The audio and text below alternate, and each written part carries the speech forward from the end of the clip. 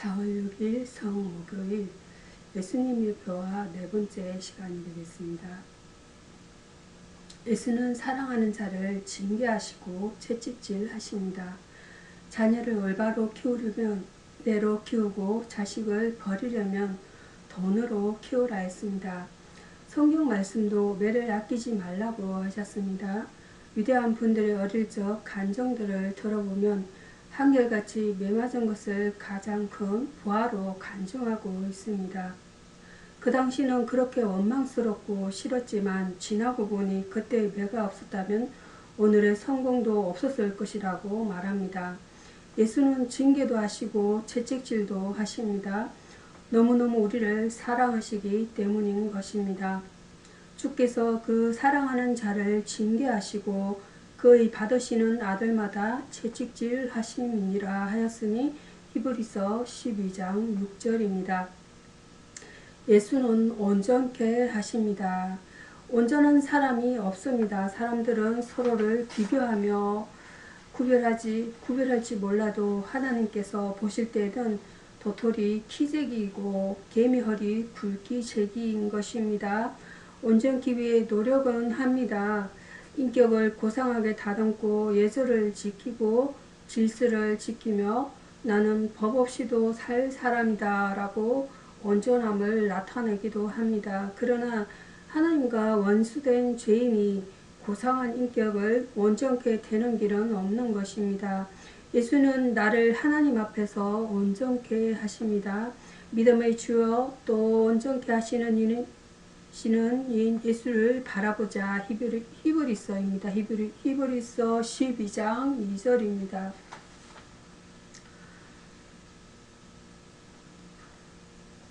오늘 성경 본문 말씀 보도록 하겠습니다. 출애굽기입니다.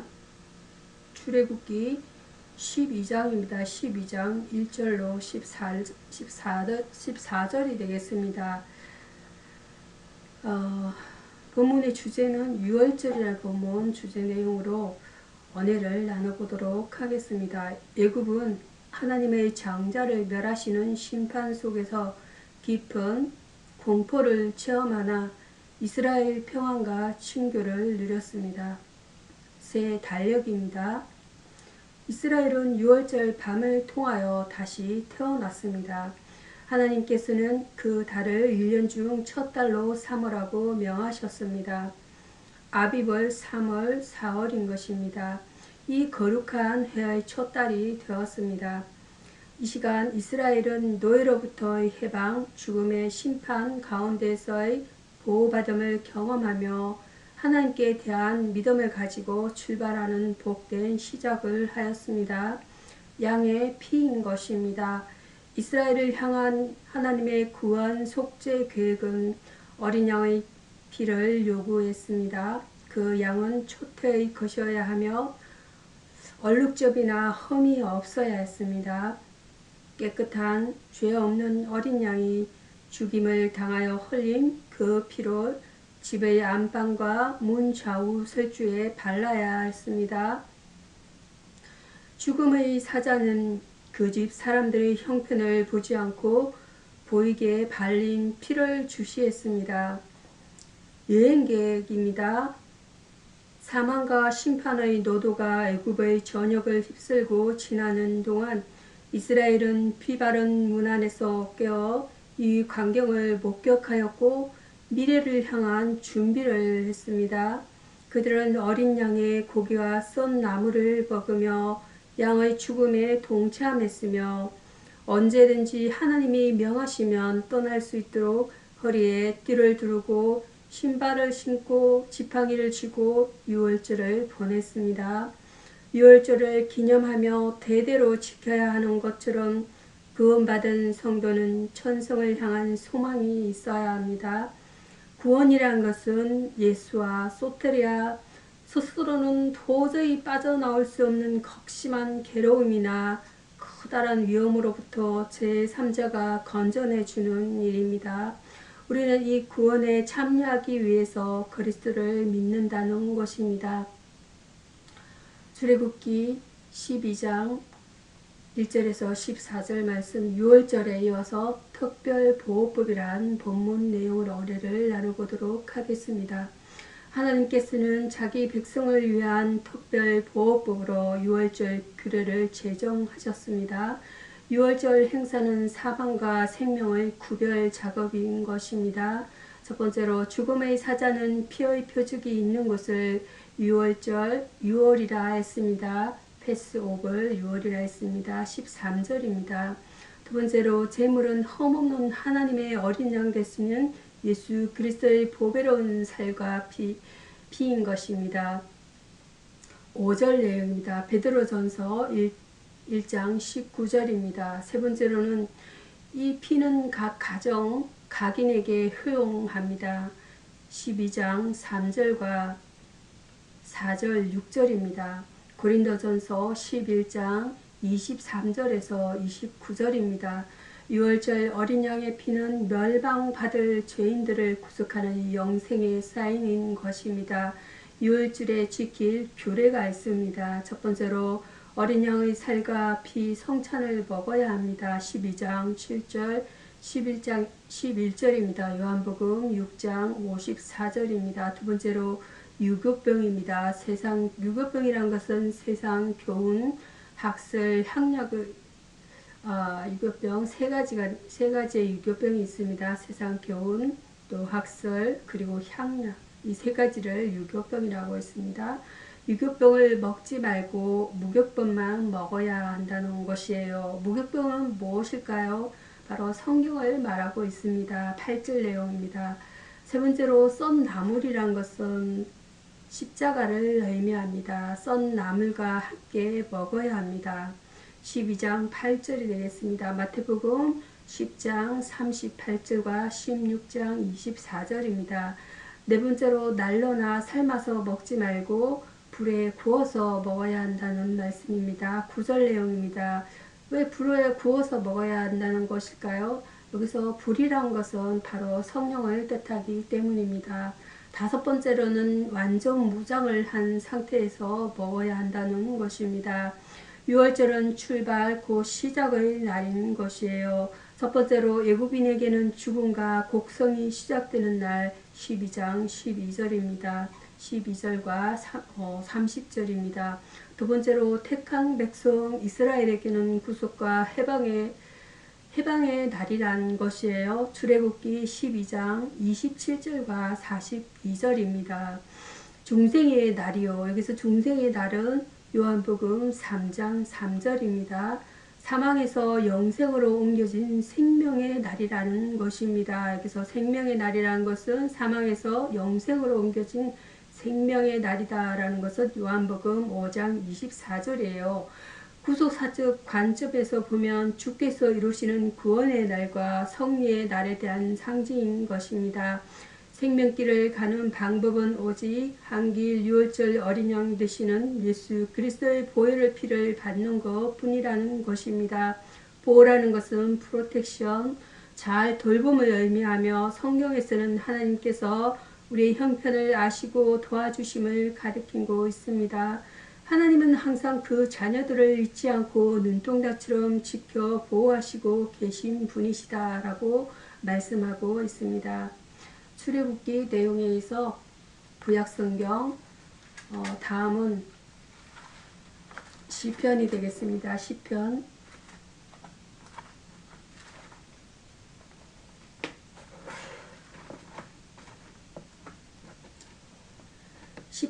116편입니다. 116편 시편 116편 1절에서 9절이 되겠습니다. 하나님의 크신 은혜라는 본문 내용으로 은혜를 나눠보도록 하겠습니다. 견줄 데 없는 고난과 절망, 순교의 어둠을 경험한 사람들은 이 시편을 잘 이해할 수 있을 것입니다. 강구를 덜으신다는 것이에요. 1절과 4절 말씀입니다. 목자가 사랑하는 양들의 음성을 알듯이 그분은 당신의 종들의 음성을 아시며 아버지가 아들의 강구를 덜어주듯이 그분은 우리의 기도에 응답하신다라고 말씀하세요. 그분은 환난날에 나를 부르라 내가 너를 건지리니 내가 나를 영화롭게 하리로다 라고 하셨습니다. 시편 50편 15절 내용이 되겠습니다. 성도는 어떤 형편에서도 그분의 기도하기를 힘써야 한다는 것입니다. 어려우시며 자비하시다는 말씀이 있습니다. 5절 내용입니다. 주의 은혜와 의 자비는 우리를 죄악으로부터 구하신 사건 속에서 구체적으로 명확하게 드러나고 있습니다. 바울의 전거 가운데 그듯 강조되고 있듯이 우리의 구원은 전적으로 그분의 은혜로 말미암은 것이며, 자, 그분의 은혜로 말미암은 것이며 라고 했습니다. 에베소서 2장 8절에서 9절 내용입니다. 그 위에다 그분은 우리를 보호하시고 인도하시며 돌보시는 인자를 더해 주신다라는 것이에요. 결박을 풀어주신다라고 말씀하세요. 16절입니다. 주께서 풀어주신 결박은 이 세상의 어떤 것으로도 풀 수 없는 죄의 결박이며 이로 인해 우리는 자유하게 되었습니다. 갈라디아서 5장 1절 내용입니다. 우리는 이 같은 축복과 특권이 전적으로 그분의 주권적 은혜임을 알아야 합니다. 우리로서는 도저히 불가능한 것이었지만 하나님의 전적인 은혜로 말미암아 이룩된 것입니다. 우리는 어려우시며 자유케 하시는 하나님의 은혜로 말미암아 진정한 삶을 살아갈 수가 있다는 것입니다. 은혜라는 것은 헨이라고 합니다. 히브리어 헨, 헬라어는 카리스가 됐습니다. 히브리어 헨과 헬라어 카리스인 것입니다. 은혜는 하느님께서 그분의 멀어진 피조물을 하나도 공을 들이지 않는 행위를 통하여 구원해 주시는 것을 의미한다고 말씀하고 있어요. 이 은혜는 언약을 통해 나타났으며 예수 그리스도를 통해 성취되었습니다. 신약성경 말씀 보겠습니다. 신약성경 고린도전서입니다. 고린도전서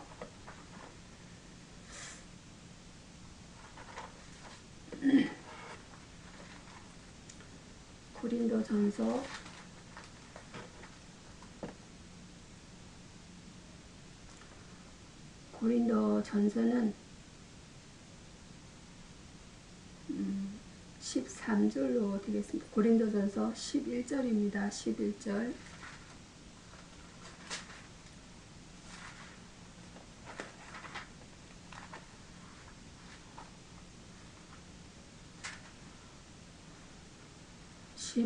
성만찬이 되겠습니다. 고린도전서 11장 23절에서 34절 말씀입니다. 11장 23절에서 34절입니다. 성만찬이라는 본문 내용으로 은혜를 나눠보고자 합니다. 예수님이 그의 십자가를 믿는 사람은 누구에게나 생명을 주심을 성만찬 예식을 통해서 체험할 수가 있게 되겠습니다. 지켜야 할 이유입니다. 성만찬을 지켜야 할 이유인 것입니다. 예수님께서는 잡히시던 날 밤 자신의 죽음이 의미하는 바를 밝히시면서 성만찬 의식을 제정하셨다라는 것이에요. 오늘날 어떤 사람들은 성만찬의 진정한 의미를 상실했다고 주장하며 성만찬의 무용론을 주장하나 주님은 우리가 성만찬을 통해서 예수님의 죽으심을 회상하며 주님과 깊은 교제를 유지하기 원하신다라는 것입니다. 잘 지키는 자입니다. 무엇을 잘 지키는 자입니까? 여기서는 성만찬을 말하고 있는 것이에요. 성만찬을 잘 지키는 자는 떡을 먹으며 잔을 마실 때마다 주의 죽으심의 의미를 확실히 깨닫는 사람이라는 것이에요. 그러한 사람은 주의 사랑과 뜻에 따라서 그의 죽으심을 땅끝까지 전하기에 힘쓴다라고 말씀하세요. 주의 죽으심 때문에 용서를 받았고 용서받은 후 하나님의 축복을 소유한 자는 은혜를 주시 주님께 보답하고자 열심으로 전도한다는 말씀 내용이 되겠습니다. 잘못 지키는 자입니다. 여기서 잘못 지킨다는 것은 무엇을 잘못 지킨다는 말씀일까요? 성만찬을 뜻하고 있습니다. 성만찬을 잘못 지키는 자는 자신을 살피지 않고 함부로 참여하여 결국 죄를 먹고 마시게 된다는 것이에요. 그는 예수님의 죽음이 자신의 죄를 위한 것인지 모르고 주의 뜻을 따르는 열의도 없이 하나님 보시기에 합당치 않은 태도로 성만찬에 참여하게 된다는 것입니다. 이는 예수님의 성만찬 의식을 무시하는 악한 행위다라는 것이에요. 성만찬은 그리스도의 죽으심에 성도의 믿는 바를 표현하는 행위며 성만찬으로 신앙은 더욱 성장한다라고 말씀하세요. 성만찬이라는 것은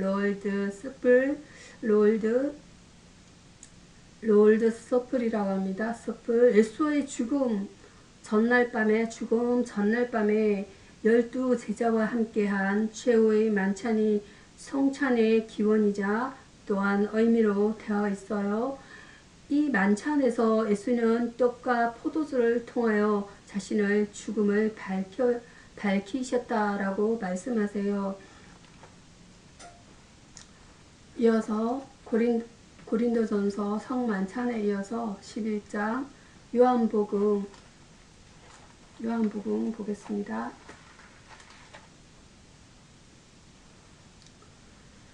요한복음 13장입니다. 요한복음 13장 1절에서 35절까지 말씀인데요. 세 단락으로 세 부분으로 나누어서 내용을 전달하도록 하겠습니다. 첫 번째 부분은 요한복음 13장 1절에서 11절입니다.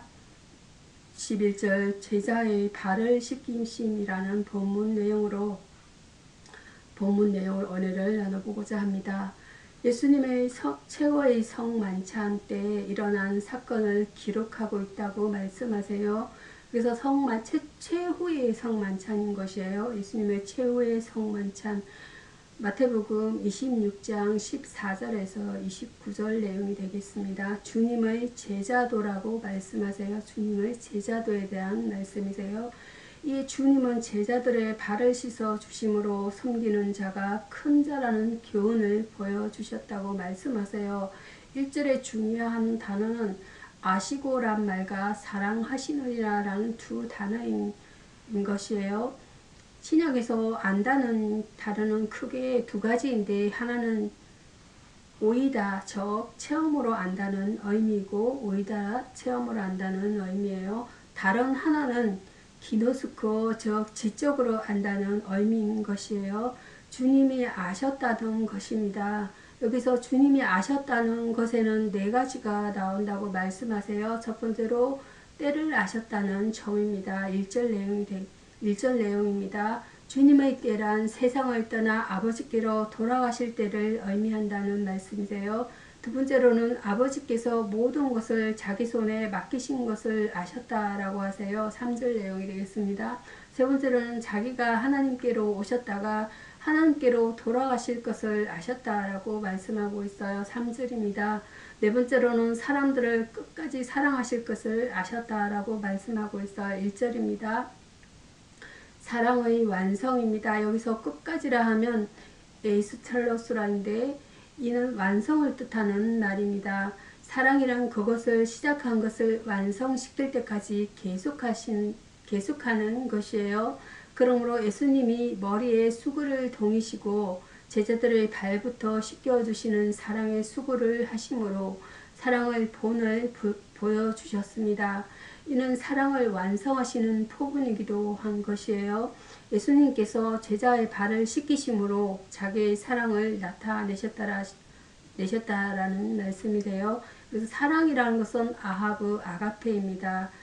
여러분들이 많이 들어보셨던 아가페 많이 들어보셨을 거예요. 히브리어, 사랑의 히브리어가 헬라어가 되겠습니다.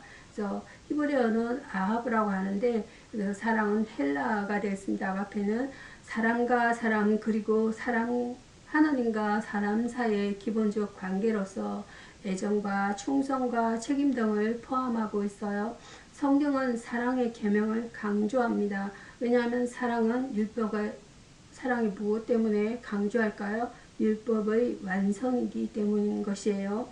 요한복음 13장 12절에서 20절 본을 보였노라 라는 본문 내용으로 오늘을 나눠보도록 하겠습니다. 본문은 주의 가르침을 통하여 우리가 지향해야 할 올바른 자세를 교훈해 주고 있습니다. 주님께서 보이신 사랑의 의미입니다. 예수님께서 마지막 날 밤에 행하신 성만찬 예식과 말씀은 중요한 계시적 의미가 내포되어 있다는 것이에요. 본문은 예수님이 발을 씻기신 후의 일인 것입니다. 주님은 이 사건의 의미를 제자들이 알길 원했으나 12절입니다. 제자들은 몰랐다라는 것이에요. 그래서 주님은 내가 이제는 알지 못하나 이후에는 알리라 라고 합니다. 주님의 사랑의 실천인 것이에요. 주님이 발을 씻으신 것은 너희들이 다시 내 발을 씻으라는 것이 아니고 너희들이 서로서로의 발을 씻기라는 뜻인 것이에요. 주께서 우리를 용서하셨으니 우리들이 잘못한 자를 용서하라는 깊은 뜻입니다. 되게 모르고 행하면 도중에 문제가 생겨 낙심하지만 알고 행하면 낙심치 않는다는 것이에요. 주의 가르침에 대한 사랑의 실천자가 되도록 하야겠습니다. 우리가 여기서 배울 점입니다. 여기서 무엇을 배울 수 있을까요? 서성으로서 제자의 발을 씻는 것을 알고 내가 주님으로부터 발 씻음을 받았다는 사실을 잊지 말아야 하고 발 씻음을 받던 속에 가룟 유다가 있다는 것을 알아야만 합니다. 봉사란 이론으로만 무가치한 것이며 실천함에 참된 가치가 있음을 계시해 줍니다. 주님이 발 씻는 봉사를 하나의 교회의 규칙으로 세우지는 않았다고 말씀하세요. 예수의 사랑의 본을 우리들이 본받아서 믿음의 지체들에게 나누어 주어야 한다는 것이에요. 모범이란 것은 모델입니다. 본받아 배울 만한 본보기를 가리킵니다.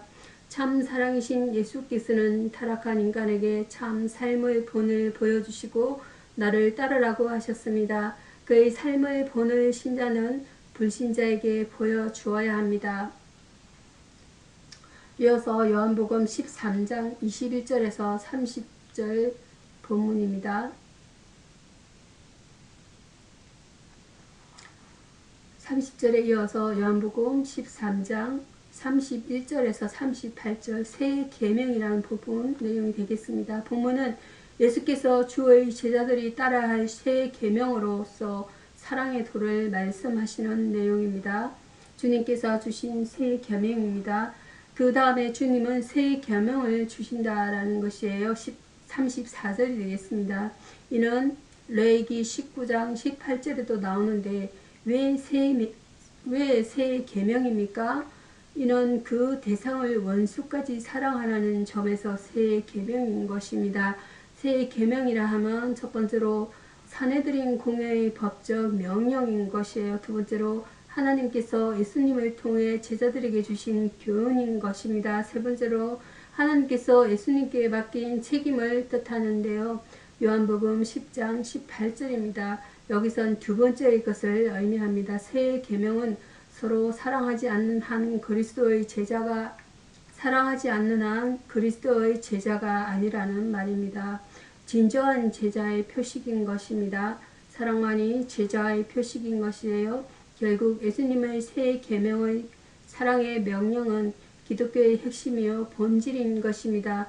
사랑 없는 기독교란 있을 수가 없다라는 것이에요. 마지막 예수께서 가신다는 예언에 베드로는 주님 어디로 가시렵니까 하고 베드로마저 예수님의 죽음을 깨닫지 못하는 질문을 한다라는 말씀이세요.